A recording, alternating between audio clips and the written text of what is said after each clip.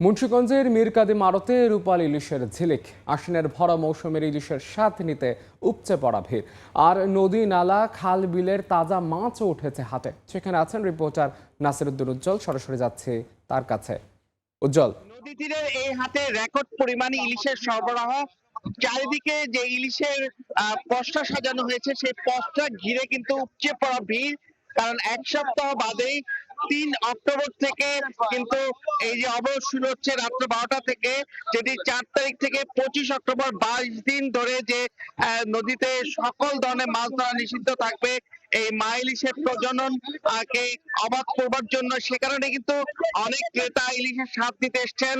এবং এত সরবরাহের পরেও কিন্তু মাছের দর এক সপ্তাহের ব্যবধানে মাত্র ১০০ টাকা কমেছে কেজিতে। এবং তারা বলছেন যে চাহিদা বেশি থাকবার কারণে যে ছুটির দিন বিভিন্ন প্রান্ত থেকে ক্রেতা এবং পাইকাররা যে এসছেন এবং তাদের যে চাহিদা এত বেশি যে সে কারণে এত সরবরাহের পরও কিন্তু তুলনামূলক দাম তেমন কমেনি।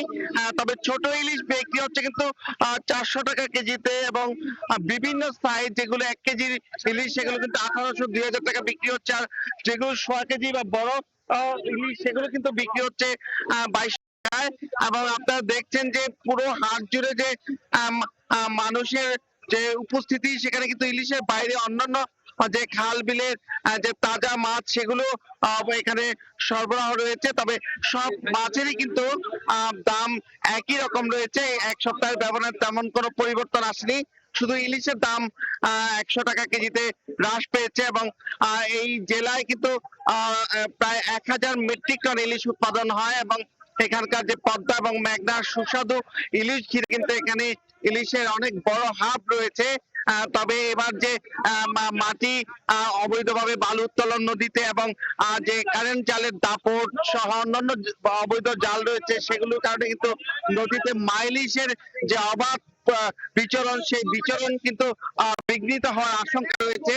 এবং নদীতে বালু কাটা অবস্থায় কিন্তু মা ইলিশের যে প্রজনন সেটি মারাত্মকভাবে ব্যাহত হবে বলে কিন্তু স্থানীয় যে ইলিশ বিশেষজ্ঞ যারা আছেন তারা দাবি করছেন। একই সঙ্গে যে অন্যান্য সময় নদীতে যে পরিমাণ ইলিশ আসে সেটি কিন্তু এবার আসতে পারেনি, যে এত বেশি বিক্ষিপ্ত ভাবে মাটি কাটা হয়েছে এবং জালের অবাধ ব্যবহার চলছে। এবং সে কারণে কিন্তু এবার ইলিশ সুরক্ষার ক্ষেত্রে কঠোর ভূমিকার কথা বলছেন। এবং এখানকার যে আড়তটি রয়েছে সেখানে কিন্তু যে ধরনের জেলেরা আসছেন তারা বলছেন যে নদীতে কিন্তু এর মধ্যে ইলিশ পাওয়া যাচ্ছে, তবে সেটি আকারে ছোট। তবে দু একদিনের মধ্যে কিন্তু বড় ইলিশও নদীতে প্রবেশ করবে।